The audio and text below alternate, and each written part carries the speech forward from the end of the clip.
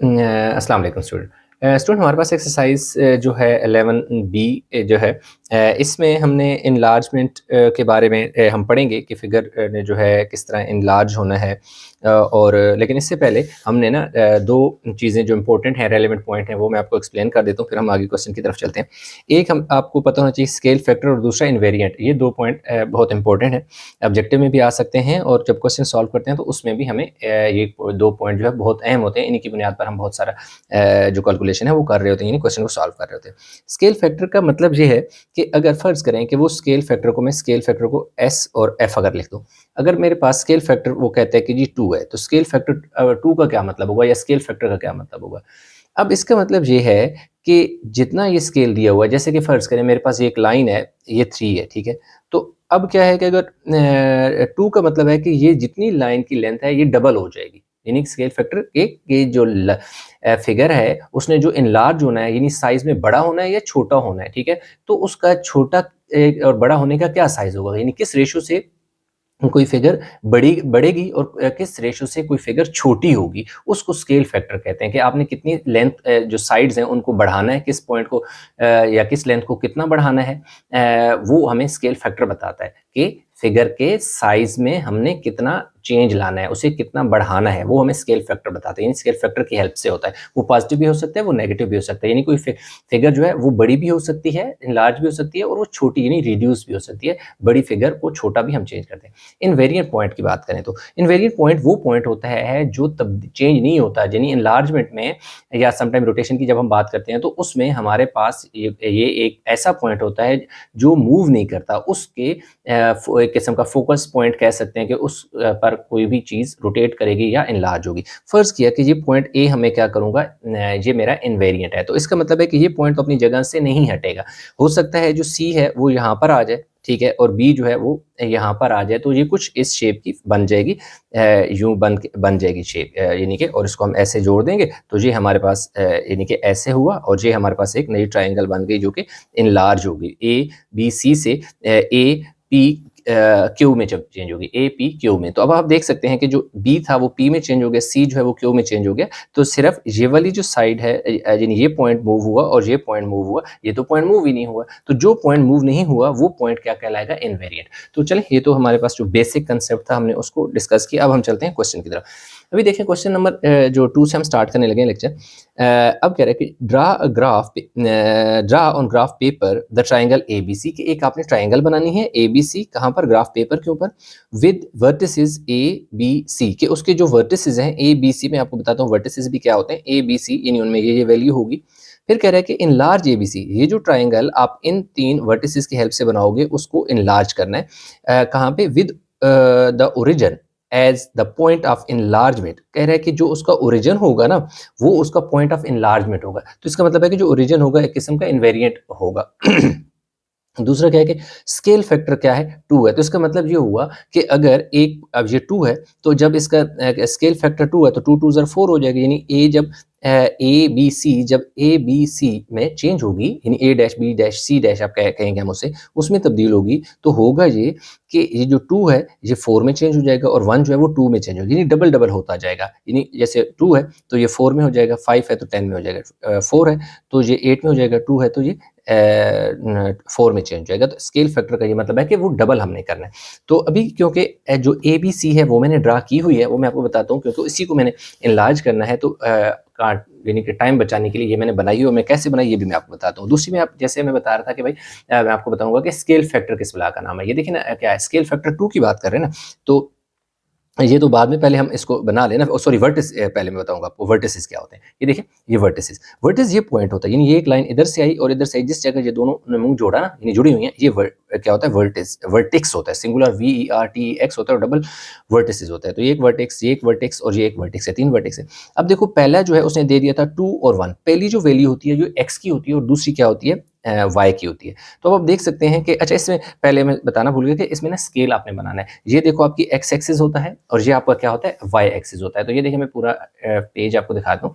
ये x axis है, ये y एक्सिस है। इसमें ये जो मैंने वैल्यू लिखी है 2 4 6 और 2 4 6, इस तरह, इसके लिए आपने स्केल लाजमी मेंशन करना है। On X axis 1 big box is equal to 2 unit. ये देख सकते हैं कि ये वाला यूं जो है ना हल्की सी डार्क लाइन होती है, ये अंदर वाली लाइट लाइंस होती हैं। तो ये जो बड़ा सा बॉक्स है ऐसे, जिसके यूं भी 10 बॉक्स हैं, यूं भी 10 है, यूं भी 10 है, ये 100 बॉक्स होते हैं इसके इनसाइड।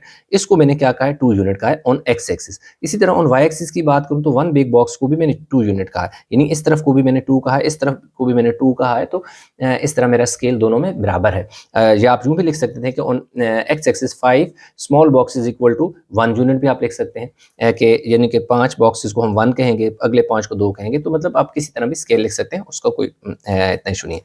तो पहला पॉइंट हमारा 2 और 1 था। देख सकते हैं कि 2 ये है, 2 से हमने ऊपर को जाना है और y की वैल्यू 1 है, तो y 1 यहाँ पे है, तो y के यानी इसके बिल्कुल सामने आपने आना है और 2 से बिल्कुल ऊपर जाना है। तो आपका 2 और 1 बनेगा, यानी x की वैल्यू 2 है और y की वैल्यू 1 है। b जो है हमारे पास देख सकते हैं 2 और 5 है, यानी x की वैल्यू तो 2 है, तो 2 से सीधा आपने ऊपर जाना है और 5 के बिल्कुल सामने ये 5 है, ठीक है, यानी 4 और 6 के दरमियान 5 है।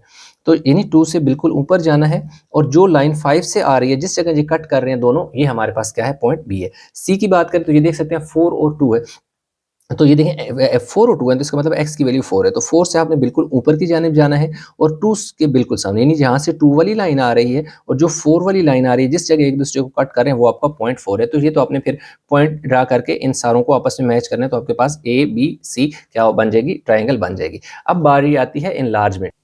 अच्छा, अभी इनलार्जमेंट की बात करें तो इसमें ये देखें कि सबसे पहले हमारे पास क्या है, स्केल फैक्टर को आपने देखना है, ठीक है, स्केल फैक्टर को देखना है। उसमें हमारे पास क्या है कि जो a है ना वो 2 और 1 है, तो स्केल फैक्टर 2 है, तो इसका मतलब है कि इसकी x की वैल्यू और y की वैल्यू डबल हो जाएगी। 2 2 ज़र 4 और 2 1 ज़र 2। इसी तरह b की वैल्यू भी क्या हो जाएगी, 2 2 ज़र 4 और 2 5 ज़र 10, और c की वैल्यू 2 4 ज़र 8 एंड 2 2 ज़र 4 हो जाएगा। तो ये तो आपके पास क्या हो गया कि ये a b c ट्राइंगल है और ये a dash b dash c dash, यानी कि ये हमारे पास क्या होगा कि ट्राइंगल इसकी बनेगी जो कि इनलार्जमेंट के बाद। तो अभी देखें, हम जरा बुक को साइड पे रख लेते हैं ना, फिर ईजी हो जाएगा। अब हमारे पास क्या है कि बुक के अंदर कुछ पेन रख के साइड पे रख लो, ये हो गया जी, बुक हमारे पास साइड पे आ गई। अब इसमें हमने ये करना है कि हमारे पास क्योंकि ओरिजिन से इसने इनलार्ज होना है, तो अगर मैं यहाँ देखें स्केल रखूँ तो ये ओरिजिन से ये इनवेरिएंट है, तो इसका मतलब ये होगा कि मेरा जो ये ऐसे को यूं आगे को जाएगी मेरी ओरिजिन से, यानी कि इसने आगे को इनलार्ज होना है। तो ए जो है ना ये यहाँ पे शिफ्ट हो जाएगा, यानी जो मेरा ए है सी है वो मेरा किस में चेंज हो जाएगा, ए डैश में चेंज हो जाएगा, ठीक है जी, ये मेरा ए डैश बनेगा। अब आगे देखो, इस यहाँ से मेरा ए बनेगा और ये इधर कहीं बी बनेगा और इधर ऊपर कहीं सी बनेगा। अब मैंने जो आगे बनाना है ना, दूसरा सी आगे को मूव होगा और क्या होगा कि सी की वैल्यू मेरे पास ये देख सकते हैं कितनी है, 8 और 4 है, यानी जितनी लेंथ इसकी है इसके आगे वो हमने डबल करनी है। तो ये देख सकते हैं 8, इसका मतलब है कि x की वैल्यू 8 है, ये देख सकते हैं 8 ये हो गया, तो इसका मतलब ये हुआ कि 8 से हमने ऊपर की 8 से ऊपर जाएगा और कहाँ तक जाएगा, y की वैल्यू 4 है। तो मैं ये देखें ये 4 है ना, तो 4 से इस तरफ को आना है, ये मैं स्केल रख लेता हूँ, ये देख सकते हैं कि 4 से इधर को आ रही है, पॉइंट मेरा आ रहा है, यानी ये देख ले मेरे पास ये 4 है, ये 4 वाली लाइन आ रही है, ये देख सकते हैं, और ये 8 से ऊपर जा रहा है, तो ये वाला मेरा पॉइंट है, ये जो मेरा पॉइंट है, ये मेरा पॉइंट सी है, जिसमें एक्स की वैल्यू ये देख सकते हैं 8 है और जो y की वैल्यू क्या है, 4 है, ये देख सकते हैं कि डबल हो गया ना, c यानी 4 2 ज़र 8 2 2 ज़र 4। अब देखें यहाँ से मेरे पास ये लाइन आ जाएगी। अब किसकी बारी है, b ने, तो b की वैल्यू देखो क्या है, x की वैल्यू 4 है और y की वैल्यू 10 है। तो सबसे पहले मैंने x की वैल्यू को देखना है, x की वैल्यू ये देखें 4 ही है, तो 4 से देखिए मैंने ऊपर जाना है और 10 के इधर, ये देख सकते हैं नीचे ले आता हूँ, ये देखिए ये 10 है ना, 10 से मैंने इस तरफ को आना है और 4 से, ये देख सकते हैं 4 से मैं ऊपर को जा रहा हूँ और 10 के बिल्कुल सामने बराबर में, ये देख सकते हैं यहाँ जहाँ मैंने पॉइंट लिया, मैं यहाँ ले लेता हूँ पॉइंट, ये देख सकते हैं कि 4 के बिल्कुल ऊपर बराबर में है और 10 के बिल्कुल सामने, 10 के सामने 4 के बिल्कुल ऊपर मेरा पॉइंट बन गया और इस पॉइंट का नाम मेरा क्या हो जाएगा, बी डैश हो जाएगा, ठीक है, ये सी डैश है ना, तो ये मेरा पॉइंट क्या हो गया, बी डैश हो गया। अब क्या है कि इनको सिंपल आपने ऐसे रखना है स्केल, और मेरे सामने क्योंकि कैमरा लगा हुआ है, थोड़ा सा हो सकता है मेरी लाइन को ड्रा करने में मुझे दिक्कत हो, तो आपने इसे करना ये है कि यहाँ से ना आपने डॉटेड लाइन लगानी है, ये देखो ना, ये डॉटेड लाइन आपकी होगी, बाकी ये तो लाइन ऐसी चलेगी, तो जो लाइन सी तक चलेगी वो आपकी डार्क लाइन चलेगी, ठीक है, ये देखो सी आ गया, इससे आगे थोड़ी सी आपने डॉटेड लाइन बना लेनी है, ठीक है। इसी तरह फिर आपने क्या करना है कि बात ओरिजिन की हो रही है, तो ओरिजिन पे आपने ये देखो ऐसे इसको लेके जाना है, देखो यहाँ पे ये आ गया और इधर से ये आ गया, तो यहाँ से हल्का सा ऐसे लिख लीजिए, ये आ गया। अब आपने करना ये है कि ये वाली जो लाइन आएगी ना, ये आपकी डॉटेड लाइन आएगी, क्योंकि आपका वर्टेक्स वो ऊपर है, उसने मूव होना है, ओरिजिन ने तो नहीं मूव होना ना, इसलिए ये सिर्फ बता रहे हैं कि इसकी डायरेक्शन कुछ ऐसे आएगी। यहाँ से इधर तक आपकी क्या आएगी जी, लाइन आपने लगा लेनी है ऐसे, ये हमारे पास आ गया, ये डॉटेड लाइन है। क्यों? क्योंकि असल में ये यहाँ से ऊपर है ना, ये लाइन इधर को आएगी, यहाँ से चलेगी, यानी बी सी है ना, ये यहाँ से ही आई। क्यों कि ये हमारे पास ए डैश बी डैश, ए से बी डैश, और इसको आपने क्या करना है कि बी सी और बी डैश को भी आपस में ज्वाइन करा देना, इन दोनों को आपने देखो ऐसे ज्वाइन करा देना, और इसको बेशक थोड़ा सा आप चाहें तो आगे भी एक्सटेंड कर सकते हैं डॉटेड उससे, ये हल्की हल्की ना, ये तो ये हमारे पास क्या बन गया जी, ये ए डैश, ये देखो जी ये बी डैश, और ये हमारे पास सी डैश, ये हमारे पास क्या हो गया, ये जो फिगर थी ए बी सी, वो चेंज होगी A dash B dash C dash में तब्दील होगी। तो यूं हमारे पास ये पॉइंट बिल्कुल देखो, जो वैल्यू थी उसी के जो लाइन गई है उसी को डार्क करना है ना, ये तो सिर्फ एक ओरिजिन से इनलार्जमेंट के लिए हमारी हेल्प कर रही है। तो यूं क्वेश्चन जो है हमारा कंप्लीट हो गया। अच्छा, तो क्वेश्चन अगर हम 3 की बात करें तो कह रहे draw a graph paper, draw on graph paper the triangles P Q R with vertices P Q and R enlarge triangle P Q R, यानी कि हमने असल में पी क्यू आर जो ये वर्टिसेस दिए हुए हैं, इनकी हेल्प से हमने एक और बनानी है पी क्यू आर, जिन्हें हम ऐसे कह सकते हैं P dash Q dash R dash हमने बनानी है with O as the point of enlargement, यानी कि अब हमारे पास जो पॉइंट क्यू है, सॉरी मैंने गलती से पहले ओ बोल दिया, पॉइंट क्यू, इसमें पॉइंट ओ जो था वो पॉइंट ऑफ इनलार्जमेंट था, यानी और इसमें ओ के बजाय उसने हमें जो इन्हीं वर्टिसेस हैं उनमें से एक वर्टेक्स क्यू जो है उसको पॉइंट ऑफ इनलार्जमेंट दे दिया। इसका मतलब है कि जो क्यू है वो एक इनवेरिएंट होगा और वो मूव नहीं करेगा। इस क्यू की हेल्प से हम क्या करेंगे, इस क्यू को फिक्स रखेंगे, बाकी जो पी और आर हैं ये दो इनवेरिएंट होंगे, यानी ये मूव करेंगे जबकि क्यू मूव नहीं करेगा, और हमारा स्केल फैक्टर यहाँ पे 3 होगा जबकि यहाँ पे 2 होगा। तो बहुत आसान सा क्वेश्चन है, कोई मुश्किल नहीं है। हम ऐसा करते हैं कि ये देख सकते हैं कि पहले मैं आपको ये बता दूं कि कुछ ऐसे है ना, क्वेश्चन 3 है ना, तो इसमें हमारे पास पी जो है ना, जब पी डैश में चेंज होगा तो वो क्या होगा 6 और 6, क्योंकि स्केल फैक्टर हमारा 2 है, तो इसके जो इनलार्जमेंट होगी यानी जो साइज बढ़ेगा वो 3 2 6 एंड 3 2 6। क्यू जब क्यू डैश में होगा तो 3 5 15, 3 3 9, और आर आर डैश में चेंज होगा तो 3 3 9 एंड 3 5 15। तो ये स्केल फैक्टर हमारा 3 होने की वजह से इनलार्जमेंट कुछ ऐसी होगी। ये इनवेरिएंट पॉइंट है, यानी कि जो क्यू है वो तो मूव नहीं होना, सिर्फ पी डैश और आर डैश हमारे बनेंगे, तो हमारी जो इनलार्जमेंट है P Q R P Q are में इनलार्जमेंट होकर साइज में बड़े होके आ जाएगी। तो अब हमारे पास क्या है जी, हम बुक को रखते हैं साइड पे, और इसमें ये देखें, अब हमने क्या है कि जो उसने हमें पॉइंट गिवन थे, पी हमारे पास क्या गिवन था, पी हमारे पास 2 और 2 था, तो देख सकते हैं। अच्छा, स्केल मैंने उसी तरह रखा है कि 1 बिग बॉक्स जो है 2 यूनिट्स हैं ऑन एक्स एक्सिस, यानी on X axis 1 big box is equal to 2 unit, and on Y axis 1 big box is equal to 2 unit. बिल्कुल ऐसे, यानी ये देखो यहाँ से ये बिग बॉक्स आपको नजर आ रहा है, एक्स एक्सिस की ये वाली एक्स एक्सिस वाली लाइन है, इसको भी हमने बिग बॉक्स को 2 कहा है, और इस तरफ भी बिग बॉक्स को 2 कहा है, तो 5 स्मॉल बॉक्सेस वो 1 बनेंगे, जैसे यहाँ 1 है, यहाँ 1 है, सॉरी यहाँ 3 आ जाएगा, और यहाँ 5 आ जाएगा, 7 9 इस तरह। तो पहले तो हमारे पास जो पॉइंट है 2 और 2 है, यानी x की वैल्यू 2 है और y की भी 2 है, तो यानी 2 से ऊपर और 2 के बिल्कुल सामने हमारे पास 2 और 2 बनेगा। फिर इसी तरह हम बात करें q की, तो q हमारे पास 5 और 3 है, तो ये देख सकते हैं 5 मतलब जो है ये x की वैल्यू है, ये 5 है, ठीक है, ये वैल्यू क्या लिखी हुई है 5 है। अब 5 के बिल्कुल आपने ऊपर जाना है और 3 से बिल्कुल सामने आना है, ये देख सकते हैं ये 3 है, ये क्या है 3 है, तो 3 से बिल्कुल सामने आना है, और इधर से 5 से ऊपर की जानिब जाना है, ये 5 है, सही है, 5 से बिल्कुल ऊपर जाना है, तो 5 और 3 क्यूब बन जाएगा। फिर हमारे पास r जो है वो 3 और 5 है, तो इसका मतलब है x की वैल्यू 3 है, तो ये देखिए आपने 3 वाली लाइन से स्केल रख लेता हूँ, ये देखें 3 वाली लाइन से बिल्कुल मैं ऊपर गया हूँ, 3 से मैं बिल्कुल ऊपर गया हूँ, और 5 से बिल्कुल सामने गया हूँ, तो ये देखें ये 3 है, ये 6 है, तो उसके बीच में ये पॉइंट जो है ना, ये वाला क्या है 5 है। तो ये देखें 5 के बिल्कुल सामने और 3 के बिल्कुल ऊपर 3 और 5 बन गया। यहाँ तक तो बात समझ आ गई कि हमने पी क्यू आर जो वर्टिसेस उसने दी हुई थी उनकी हेल्प से बना लिए ट्रायंगल।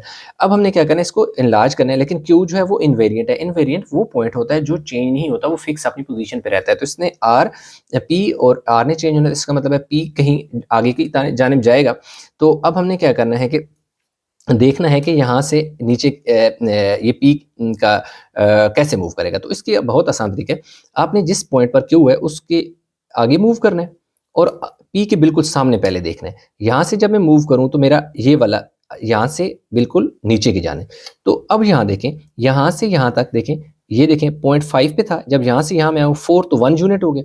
इसी तरह ये देखें 4 से आगे इधर तक देखो फिर 5, यानी यहाँ से यहाँ 5 बॉक्स 1 होगा, 1 यूनिट होगा, क्योंकि बिग बॉक्स है ना वो 2 यूनिट है, यानी 10 बॉक्सेस 2 यूनिट है। तो 5 बॉक्सेस 1 यूनिट होगा, यानी कि 5 small boxes is equal to 1 unit होगा। ठीक है, ये भी आपने ज़हन में रखना है, 5 बॉक्सेस 1 यूनिट बनाएंगे। तो यहाँ से यहाँ यानी 1 यूनिट, यहाँ से यहाँ 2 यूनिट और यहाँ से यहाँ 3 यूनिट, यानी हमने 3 यूनिट ऐसे मूव करना है और 1 2 3 4 5 बॉक्स नीचे। इसका मतलब है कि 1 यूनिट नीचे मूव करेंगे और हम ऐसे डायरेक्ट तो नहीं आ सकते ना, एक प्रॉपर एक यानी कि सीक्वेंस से आएंगे कि ये इस पॉइंट यहाँ से एक पॉइंट मूव करेगा, पी ने मूव होना है ना, तो क्यू से मूव होना है, यानी पी ने क्यू से मूव होना है। तो हम देखेंगे कि इस क्यू से ये पी इस तरफ वो कितना मूव करेगा, इसलिए मैं इस वाली लाइन से देख रहा हूँ, सही है।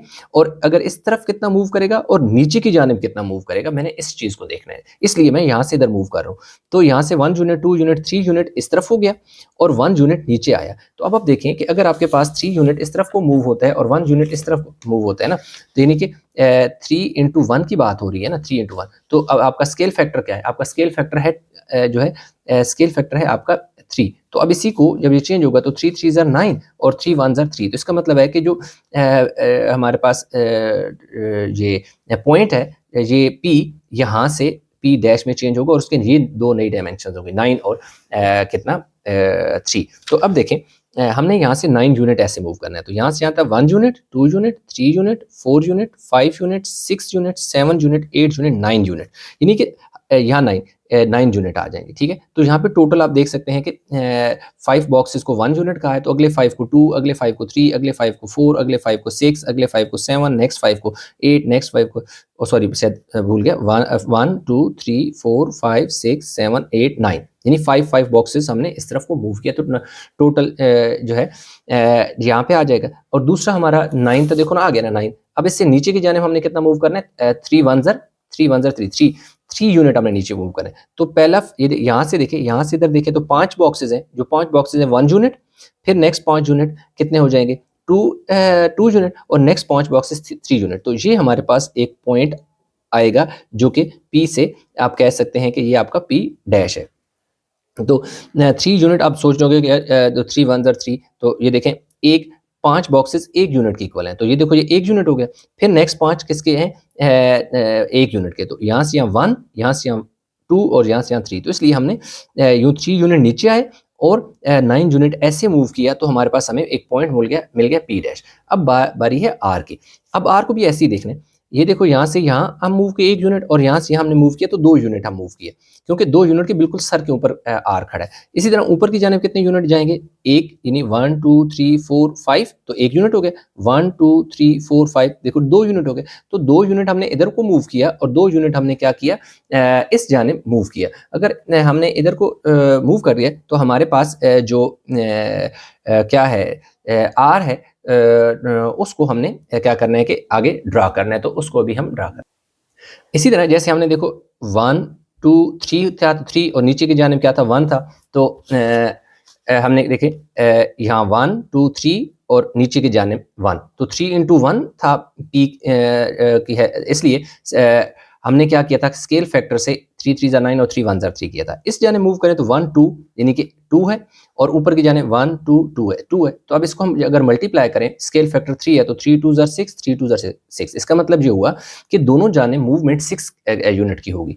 ऊपर की जाने भी 6 यूनिट होगा और दूसरी जानिब भी, यानी कि ऊपर की जानिब 6 और इस जानिब भी 6। तो अब आपने करना कुछ ऐसे है कि आपने 6 यूनिट ऊपर की जानिब जाना है, इधर को जाना है और 6 यूनिट हमने इस क्यू ने 6 यूनिट इधर मूव होने हैं। चलो 1 यानी यहाँ से 1 2 3 4 5 6 यानी 6 यूनिट यहाँ पे आ गए।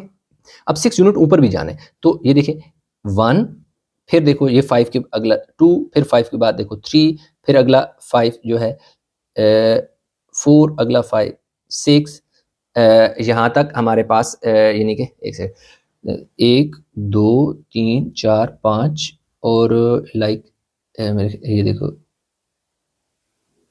ये देख सकते हैं कि ये हमारे पास क्या आ जाएगा जी 9 है ना। इस तरह हमारे पास आ गया है। फिर देख लेते हैं जी हमारा पॉइंट 6 सही मूव हुआ है। 1 2 3 4 5 6 यानी कि 6 हमारा यहाँ तक मूव हुआ है, ठीक है। तो ये हमारा एक पॉइंट बनेगा जो कि आ रहा है जी हमारा यहाँ से टोटल 6 है, यहाँ से 1 2 3 4 5 6, ठीक है। तो अब हमने इसको क्या कर देना है, ऐसे लाइन लगानी है। ये देख सकते हैं ये हमारा कुछ पॉइंट ऐसे बनेगा। आपने बड़े एहतियात से लगानी है मेरे पास बिल्कुल, क्योंकि बिल्कुल सामने है कैमरा, इस वजह से थोड़ी सी हो सकता है मेरी लाइन में मुझे थोड़ी सी दिक्कत हो ड्रा करने। ऐसे सही बन गई है, सही ये आ गया। और इसका ये पॉइंट मैंने इधर को आगे को ले जाना है।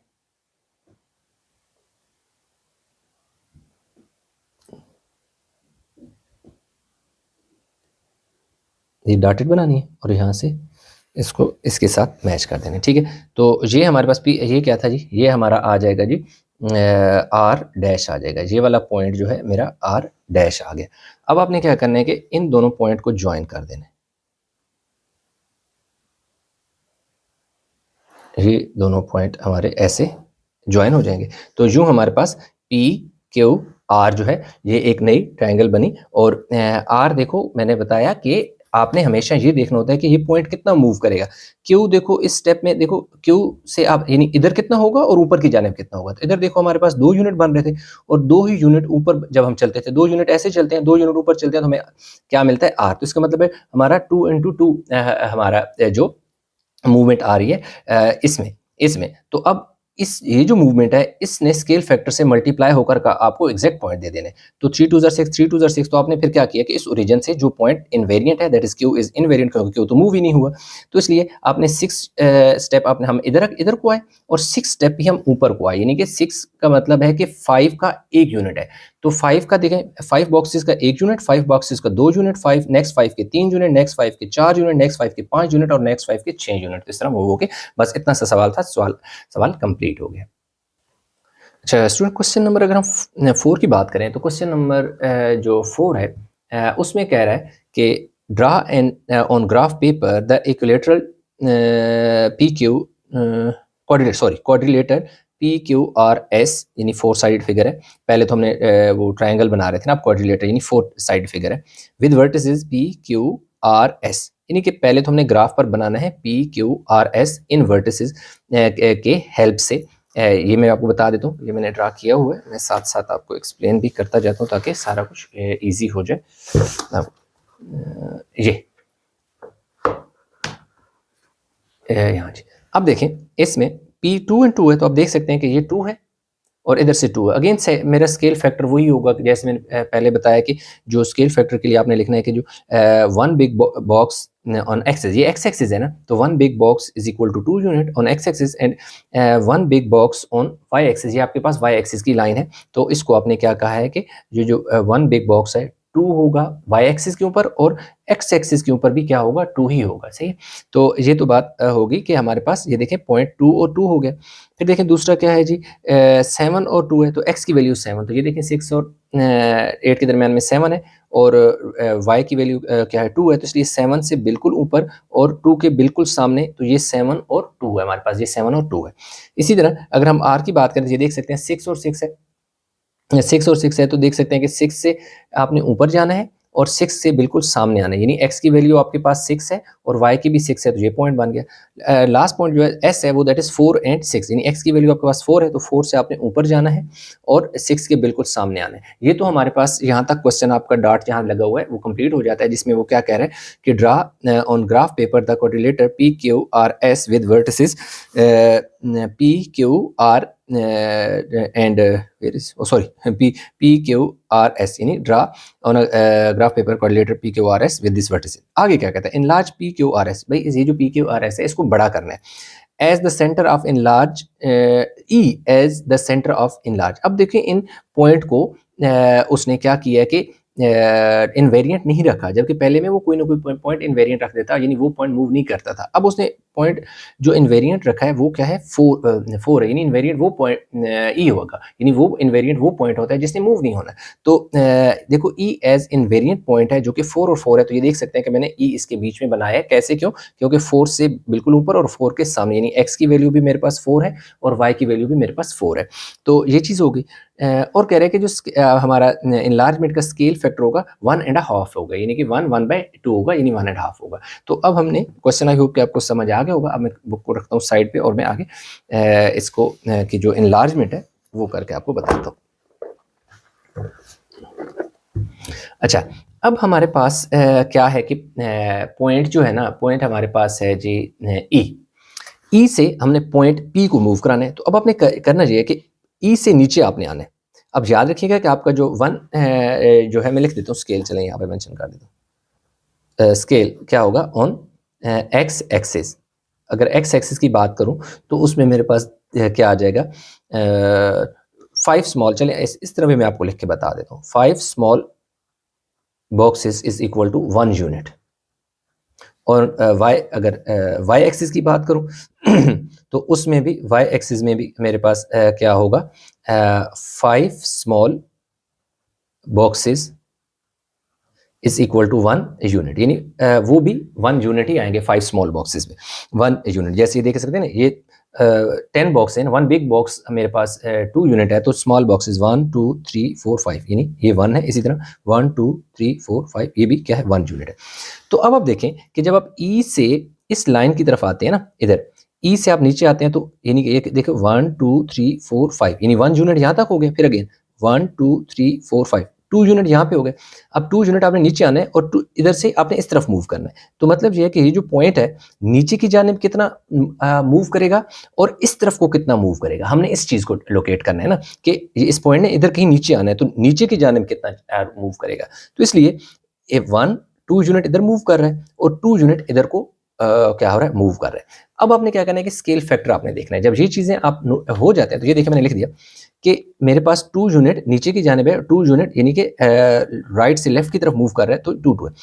स्केल फैक्टर मेरे पास क्या है, अब आपने स्केल फैक्टर को देखना है। जो स्केल फैक्टर है वो आपके पास 1 एंड 1/2, जिसे हम लिख सकते हैं 2 1 2 एंड 1 3/2। अब इस 3/2 को इन दोनों से मल्टीप्लाई कराना है, यानी 2 मल्टीप्लाई बाय 3/2 जब करते हैं तो कट के तो आपका आंसर क्या आता है, 3। तो क्योंकि ये दोनों 2 2 है, तो इसका मतलब है कि नया पॉइंट 3 × 3 का बनेगा, यानी 3 यूनिट जो है अगर डाउनवर्ड को मूव करेगा और तो 3 यूनिट वो राइट से लेफ्ट की तरफ मूव करेगा। तो अभी हम यही काम हम यहाँ करेंगे कि यहाँ से 3 यूनिट नीचे को आएंगे, यहाँ से यहाँ तक 1 यूनिट, यहाँ से यहाँ तक 2 यूनिट, यहाँ से यहाँ तक 3 यूनिट। ये देख सकते हैं मैंने पॉइंट लगा दिया, ये 3 यूनिट है, वैसे आपको समझाने के लिए पॉइंट लगाया 3 यूनिट। अब 3 यूनिट मैंने इस जानिब को मूव कराना है, तो 1 यूनिट 2 यूनिट 3 यूनिट, ये आपका पॉइंट है जो कि क्या है, पी डैश है। ठीक है जी, ये आपका पॉइंट पी डैश हो गया।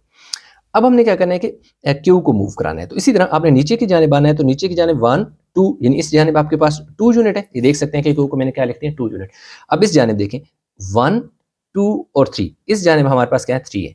तो अब हमने क्या करना है कि स्केल फैक्टर से इन्हें दोनों को मल्टीप्लाई कराना है। हमारा जो स्केल फैक्टर है वो हमारे पास 1/2, जिससे हम लिख सकते हैं 2 1 2 और 3/2।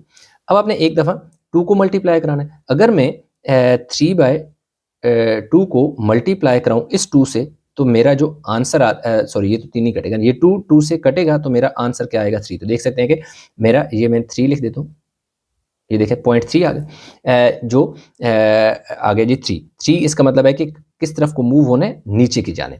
अब मैंने देखना है कि इस तरफ को कितना मूव करेगा। अगेन मैं क्या करूँगा कि जो मेरा स्केल फैक्टर है जो कि 3/2 है, इससे मल्टीप्लाई कराऊँगा, सही है। अब 3 मल्टीप्लाई बाय इस स्केल फैक्टर से 3/2 से मैं मल्टीप्लाई कराऊँगा।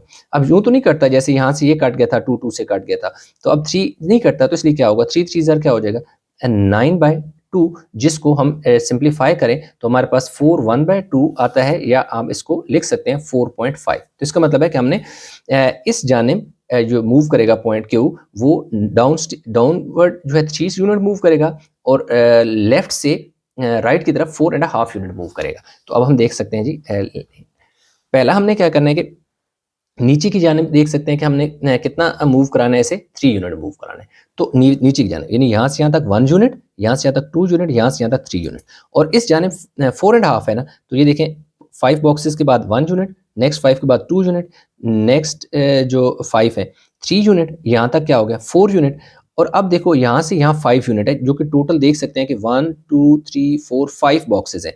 लेकिन हमने उसे क्या करना है कि 4.5 है, तो ये वाला पॉइंट यानी कि 2.5 बॉक्सेस इधर को छोड़, लेफ्ट कर दो, 2.5 बॉक्स ऐड करो, तो ये जो इसके बिल्कुल दरमियान में पॉइंट बनेगा, ये आपका क्या बन गया जी, क्यू बनेगा, जिसको मैं क्यू डैश कह देता हूँ। अब पी भी बन गया, क्यू भी बन गया। अब हमने चलना है जी, चले इन्हें साथ साथ ऐसा करते हैं कि मैच भी करते जाते हैं, इनको जोड़ते भी जाते हैं। चले,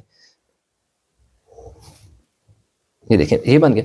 अब मैंने क्या करना है, आर की तरफ जाना है, तो अगेन आर मेरा 2 और 2 है, वो भी 3 3 बनेगा। 2 2 कैसे, मैं आपको एक्सप्लेन करता हूँ। ये देखिए ये मैं क्या करूँगा कि जब मैं आर की तरफ, मुझे यहाँ पे जाना है, मैं डायरेक्ट तो नहीं जा सकता ना, ये यहाँ से लाइन इधर ऊपर को कितनी जाएगी और इस तरफ कितनी मूव होगी, मैंने वो काउंट करना है। यहाँ से यहाँ देखें 5 बॉक्सेस हैं, 1 यूनिट, अगेन 5 बॉक्स 2 यूनिट, तो इसका मतलब है कि जो आर है वो 2 यूनिट क्या कर रहा है, अब ऊपर की जानिब को मूव कर रहा है। ये देखिए मैंने एरो इसलिए लगा ताकि पता चले कि ऊपर की जानिब। अब इसने इस जानिब कितना मूव करना है, वो देखेंगे कि इधर की। तो इधर देखें आर तक पहुंचने के लिए 1 2 3 4 5 यानी 5 बॉक्स एंड 5 बॉक्स, यानी 1 यूनिट एंड 2 यूनिट, यानी 2 यूनिट ऊपर की जानिब मूव किया और 2 यूनिट लेफ्ट से राइट की तरफ मूव किया। तो क्योंकि 2 जो है 2 2 जैसे इधर ऊपर था, तो 3 into 3 मूव हुआ था, क्योंकि 2 को जब हमने मल्टीप्लाई कराया था 3 स्केल फैक्टर से, तो आप देख सकते हैं कि स्केल फैक्टर 3/2 था। इनमें इधर भी करा देता हूँ, स्केल फैक्टर है जी मेरे पास 3/2 है, इसको मैंने मल्टीप्लाई कराना है 2 से, तो कट के मेरे पास क्या आ जाएगा, 3 आ जाएगा। तो ये भी तो फिर 3 ही आएगा, तो इसलिए 3 and 3। तो मैंने 3 स्टेप क्या करना है, ऊपर की जानिब मूव करना है, और 3 स्टेप मैंने इधर की जानिब मूव करना है। ठीक है, 3 स्टेप मैंने ऊपर की जानिब को मूव करना है, और 3 तो यहाँ से ई से, क्योंकि पॉइंट ऑफ इनवेरिएंट पॉइंट क्या है, ई है, यानी ई से इनलार्जमेंट हो रही है। ये यहाँ से यहाँ तक 1 यूनिट, यहाँ से यहाँ 2 यूनिट, यहाँ से यहाँ 3 यूनिट, इधर अब 3 यूनिट इधर को मूव करें, 1 2 3। तो ये वाला मेरा जो पॉइंट है, जिसमें ई से 3 यूनिट मैंने इधर को मूव किया और 3 यूनिट मैंने इधर को मूव किया, तो मेरे पास जो पॉइंट आ गया क्यों, जो आर डैश आ गया। अब मैंने एस निकालना है, तो एस मेरे पास देखो क्या है, मैं पहले चेक करूंगा कि ये देखो, जब मैं ऊपर की जानिब मूव करता हूं, कितने स्टेप में के बाद मुझे एस मिलता है, ई से 1 यूनिट 2 यूनिट, जबकि ना तो मुझे लेफ्ट मूव करना पड़ रहा है ना राइट मूव करना पड़ रहा है, यानी इधर तो मुझे मूव ही नहीं करना पड़ रहा, इसलिए ये पॉइंट हो गया 0। इसका मतलब है कि यहाँ तो टेंशन ही नहीं है, तो सिर्फ हमने ना तो इस पॉइंट को इधर लेके जाना है ना इधर लेके जाना है, सिर्फ 3 स्टेप ऊपर को मूव करने से हमारे पास पॉइंट आ जाएगा एस, यहाँ से 1 यूनिट, यहाँ से 2 यूनिट, यहाँ से 3, तो ये 3 यूनिट मूव करने से हमारे पास ये आ गया। तो अब हमने सिंपल क्या करना है कि इन सारों को ज्वाइन कराना है, तो हमारे पास जो है आपका जो इसकी इनलार्जमेंट है स्टूडेंट, वो आ गई है। बहुत ही सिंपल, बहुत ही आसान क्वेश्चन है। ज़ाहिर शक्ल से ये देखने में हो सकता है मुश्किल लगे, लेकिन जिस तरीके से आपको मैंने डिटेल में कंसेप्ट एक्सप्लेन किया है, आई होप कि आपको भूलने वाला ये बिल्कुल भी नहीं है। ये G P Q R and then V है एस डैश। तो ये हमारे पास स्टूडेंट क्वेश्चन नंबर 4 भी अपने इख्तिताम को पहुंचा। आई होप ये क्वेश्चन आपको समझ आए होंगे। इनमें कहीं भी कोई कन्फ्यूजन है तो नीचे कमेंट में ज़रूर बताइएगा। वीडियो को लाइक करें, शेयर करें, चैनल को सब्सक्राइब नहीं किया तो चैनल को ज़रूर सब्सक्राइब कर लें।